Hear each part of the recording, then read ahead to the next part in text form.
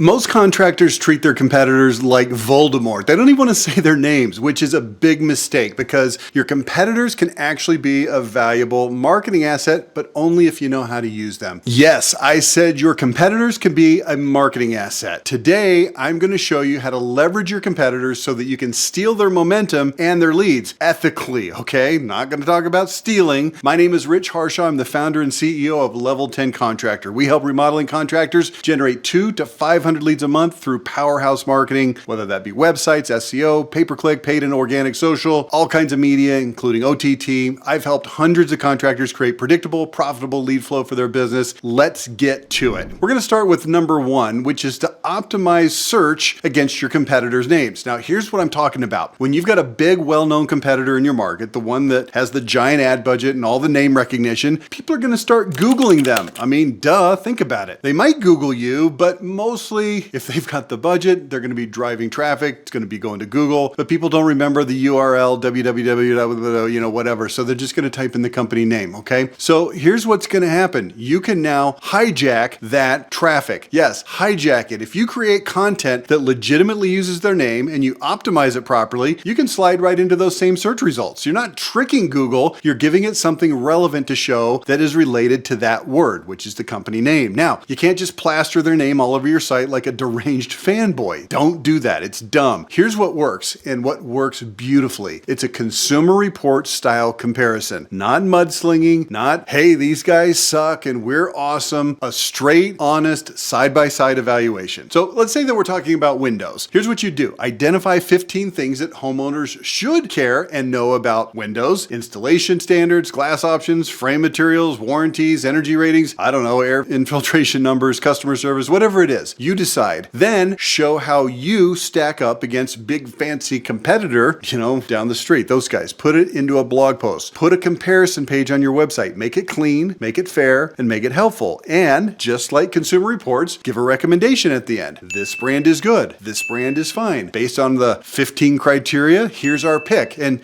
shocker, your company's going to win because you are actually better. I hope you're actually better, right? That's how you're going to siphon off Googlers who are looking for them and turn them into leads for you. Now, once you create these comparison pages, you've got to signal to Google loud and clear exactly what this page is about. So if you're comparing yourself to competitor X, let's say, and then Google needs to see competitor X's name in all the right places so that it knows about it on your page. So this page is about that company. That's what Google needs to realize. This is where a geo keyword pairing strategy is going to kick in because you're not just optimizing for competitor X, you're optimizing for competitor X and your city. That's where their name needs to show up. Okay. Here's the places where their name needs to show up. First of all, in the URL, there at the top of the page. Yes, even if it looks a little bit long, we want to put the signal in there. Then the next place is your H tags, H1, H2, H3. Google reads those like chapter titles. Then you need to make sure that the competitor name and location shows up in the image file name so that Google knows not just what this is a picture of, but also where it's relevant, aka the city that you're optimizing for. This geo part is very, very important. Now, also you need to make sure that the competitor name shows up in the body content of the page, which of course, and then in the meta description, the meta title, all of those places. Okay, I'm getting a little bit nerdy here on you, but just trust me, you need to make sure that the page is optimized properly so that Google knows, oh, people are searching for this company name. Here's a page on this website that has information relevant to that company name. Boom, ding, ding, ding, ding, ding, shows up in the search results. And then here's what I'm going to recommend. Don't just stop at one article. Build a whole library if you've got multiple big competitors. Price comparisons, quality comparisons, product comparisons, warranty comparisons, installation comparisons, homeowner satisfaction comparisons, all of it. Slice it every which way you can. If you do this right, you're going to start pulling competitor intent traffic. That's people who went to Google specifically looking for that competitor, and they're going to find you instead. Maybe not instead, but also in addition to. And let me be crystal clear. This is not dirty pool. It's not deceptive. It's not even sneaky. The only thing sneaky is how effective it is. You're not keyword stuffing like some 2007 spam blog. That's black hat SEO, the bad guy in the old Western with the mustache and the villain music. Google hates that. I hate that. Everybody hates that. What you are doing is you're legitimately doing consumer advocacy. You're creating educational content that helps the homeowner make a better decision, right? They don't know much about you. They don't know necessarily much about your competitor. You're going to help them understand. And Google is going to reward that kind of content because, drum roll please, it's actually useful. Yeah, actually useful. Imagine that. Meanwhile, your competitor is spending millions and millions of dollars making sure that everybody remembers their name, and you just turned their ad budget into free traffic for your site. Now, it's not exactly free because you have to go through the time, effort, energy, and money to make this strategy work, but that's how this game is played. All right, let's move on to tactic number 2, optimizing pay-per-click against your competitor's name. Now, this is the same principle as SEO that we just talked about, but now you're just telling Google straight up, hey, when somebody searches for that company, show my ad. And guess what? Google says, yeah, sure thing, boss. We'll show your ad. Why? Because Google is a vending machine. You put money in and you get exposure out. Again, this is also not dirty pool. This is standard operating procedure in pay-per-click. If your company has even a whiff of a reputation in the marketplace, I can absolutely guarantee you that your competitors right now bidding on your name. They're trying to siphon off your traffic right this second. And here's where you need to put on your big boy helmet. Big boy panties? I don't know. Put them on though, whatever it is. You got to be careful how you do this. You don't want to craft the ad improperly. Do not, and I mean do not, put the competitor's name in your ad copy. Remember, we're talking about pay-per-click, so it's a text ad. Do not put the competitor name in the ad copy. Number 1, it's deceptive. Number 2, it's illegal. And it's the marketing equivalent of juggling chainsaws while you're blindfolded. Somebody's going to get hurt. You will get sued and you will deserve it. What you can do is bid on their name as a keyword trigger. So if the competitor is superior windows, your keyword list might include superior windows or superior window reviews or superior window cost or superior windows installation. All of that is fine, but your actual ad must say something a little bit more generic, but also still relevant, like premium windows for your home. Get a quote today. Not superior windows, not a better superior windows, not even superior windows alternative. Back away from that nuclear button, okay? Settle down, sport. Keep your ad clean, keep it honest and focused on your offering. The trigger is their name. The message is yours. If you do this right, when people go searching for superior windows, they'll see your ad sitting right there at the top, calm, confident, and ready to steal the sale. That's how you legally and ethically, okay, ride your competitor's brand awareness straight into your own lead flow. Now, here's the other thing that happens when you run pay-per-click on a competitor's name, and it will happen. People will call you thinking that you are the competitor. Why? Well, think about it. Humans are on autopilot, I don't know, 92% of the time. So they're going to go in and Google superior windows, and then the first result, they're going to see it and they're going to click it without even noticing that the top result is an ad, not the actual company. We've all done, I've done this a dozen times myself. So when those calls come in, and they will come in, you've got to handle them the right way. Here's my advice. Be honest immediately. Let them know, hey, this is not superior windows, right? Don't let the misunderstandings sit there and marinate. Bad karma, it's bad ethics, and it's bad business. Now, after you clarify that, feel absolutely free to try and convert them. Just don't pretend to be somebody that you are not. That's amateur hour nonsense. Here's how you make those calls work for you in your favor. If you're bidding on superior windows, don't just dump those people onto your homepage. Send them to a dedicated comparison page. The exact, oh, guess what? Consumer report style content that I already talked about back in tactic number 1. A page that spells out clearly and calmly what matters when you're buying windows, how superior windows performs, how your company performs, and also, obviously, why you're the better choice. We call this identity,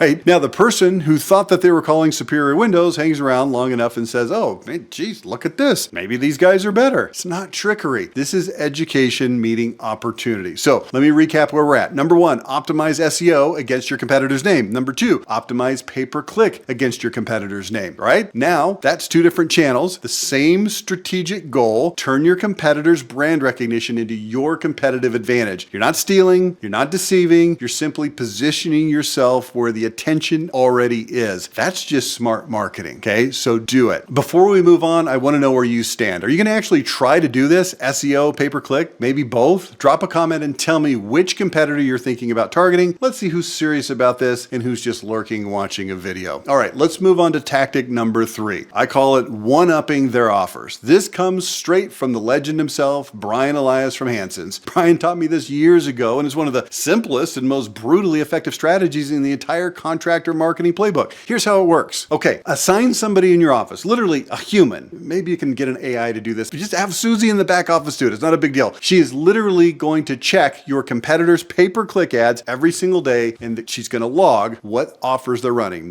nothing fancy, just track what percent off are they running in the ad. Are they doing a BOGO deal? Are they doing some kind of financing offer? And if so, what are the terms? Are there any kind of gimmicky headlines that they're trying to push? Then create ads that beat the offer. Not tie it, beat it. If they're running a 40% off ad, run a 45% off ad, or 50%, or whatever. Pick a number and step over them. Some might say step on them, step over them, whatever. If they're running 10%, 20%, you run 15 or 25% off. If they're doing buy one, get one free, you're going to do buy one, get two free. Look, this is not complicated. It's not philosophical. It's not a 12-step branding exercise. It's one-upping in real time. And Hanson's, man, they crushed it with this. Absolutely crushed it. I don't even know if the private equity era Hanson still runs this play, but when Brian was there calling the shots, it was a daily discipline. And it worked because Brian understood the mission. Just get the freaking lead, man. If your sales team is any good, they're going to close it. This tactic puts you in front of homeowners at the exact moment that they're comparison shopping, and it gives them a painfully obvious reason to click you instead of those other guys. It's simple, it's savage, and it's effective. If this content is hitting you right between the eyes, do me a favor, hit the like button so YouTube knows this stuff actually matters to you, and subscribe while you're at it so you don't miss any future episodes. Click the bell if you want notifications, and remember, I'm on the mic every single day on the Level 10 Contractor Daily Podcast, which is on Apple, Spotify, wherever you listen. All right, let's talk about number 4, which is what I call lead swapping. All right, we're getting into the advanced stuff here, and I'm going to tell you straight up, most of you are not going to do this, but you should think about it and find a way to do this, okay? Look, if you close 30% of the deals that you go out and run, then that means that you're not closing 70% of those deals. That's 70% that you're going to run through your rehash program, which can include, texting, emails, snail mail, phone call, whatever it is you're doing, okay? Do whatever you need to do, normally do, maybe even what you should be doing, but you're not doing. Do all of those things for rehash, and then look at the pile of leads that you still don't close. And think about it. If you can't sell the remainder, shouldn't you consider letting a competitor take a crack at them? And then maybe you take a crack at their unsold leads too, all right? I mean, really, the question is, why would you want to let those leads die when you could monetize them? This idea of lead swapping comes in. Here's how it works. You find a competitor, look, not your sworn enemy who you arm wrestle in a Thunderdome death match, but a reasonably friendly competitor in your market, somebody who you respect, somebody who plays fair. And you go to them and you say, hey, look, I've got a stack of leads from the last 30, 90 days, whatever, that did not convert. You probably have the same. Let's swap them. You take 100 of mine, I'll take 100 of yours. Let's see what happens. No long-term commitment, no giant legal contract. Let's just test it. Let's see what happens. And here's the beauty. You already know these homeowners are in market. They wanted what you sell. They just didn't want it from you or your competitor, if you're calling their leads, even after multiple follow-ups. Let your competitors take a swing at yours, you take a swing at theirs, and then when you reach out to these swapped leads, you should be very, very transparent. Not crude, not awkward, just upfront. Or, hey, I understand you talked with #1 Windows recently and didn't move forward. I just wanted to see if our solution might be a better fit. It's simple, it's straight, it's honest, there's no cloak and dagger nonsense. That's lead swapping. It's very smart, it's efficient, and it turns dead leads into found money. All right, we're going to bring this home now with tactic number 5, which is head-to-head competitions. This is the Pepsi challenge of contractor marketing. This is not polite, it's not curated consumer report style comparison. This is you going directly after your competitors by name and exposing their weak spots with evidence. And look, I'm telling you right now, this is not for everyone. If you've got a weak stomach, you might want to skip this one. If your legal department faints easily, maybe you need to get them some smelling salts. And please, please, please do not send me angry emails later because you ran an attack ad without checking with your attorney first. Be smart, be accurate, be legal. The rule here is simple. You are going to offer no opinions, only evidence. Now, I'm going to show you how to do this the right way. So here's an example. We'll call it the pricing showdown. Let's say you have 4 major competitors and you know based on actual data that your pricing beats theirs for comparable products. Here's what you do. Mystery shop them, all of them. Either have them come to your house or send them to somebody's house that you trust. If you're the owner of the company and people know you, you probably need to do it at somebody else's house. What you want to do is get a true apples to apples quote. Same product, same specifications, same number of units, etc., etc., etc. And then here's what you're going to do. It's very simple. Publish the results by name on your website, on television, on YouTube, anywhere your prospects are going to see it. So you might say something like this. If you're thinking about replacing your windows, we already did the shopping for you. We requested quotes for 10 identical windows from 5 companies. Here's what came back. And then you put the numbers on screen. Company A, 22,800. Company B, 21,400. Company C, 19,200. Company D, 18,400. Our price, 17,240. And then people are going to see that and say, oh, crap, man, I had no idea. Okay. Okay, so then you could also do this with what I'll call the materials showdown. All right, here's what you're gonna do. Cut a piece of your competitor's vinyl frame out of their window. How do you get their window? I don't know. Figure it out, get their window. And then what you're gonna do is put a piece of frame from your window, which is, let's say, fiberglass, and you're gonna put them under a heat gun. And here's what's gonna happen. Vinyl is going to melt and fiberglass is going to not melt. Pretty simple. Let the camera do the talking. And then you're gonna ask, if this is what happens under a heat gun, what do you think is gonna happen in July in Omaha? Assuming you're in Omaha, otherwise that's dumb. And then in January, when everything contracts again, which window is going to hold up? Which one is gonna warp? You're not humiliating your competitor, you're exposing reality with evidence, and you're positioning yourself as the obvious best choice. This is head-to-head competition done right. So let me recap. Here's the 5 ways to ethically, strategically, and profitably leverage your competitors. Number 1, optimize SEO against their company name. Number 2, optimize pay-per-click against their company name. Number 3, one-up their offers. Number 4, lead swapping. And then finally, number 5, we just barely covered it, head-to-head comparisons. Use one, use all, test everything, and watch to see what happens. If you try any of these, shoot me an email and tell me how it went. You can reach me at rich@level10contractor.com. I'll talk to you soon. Thanks for watching.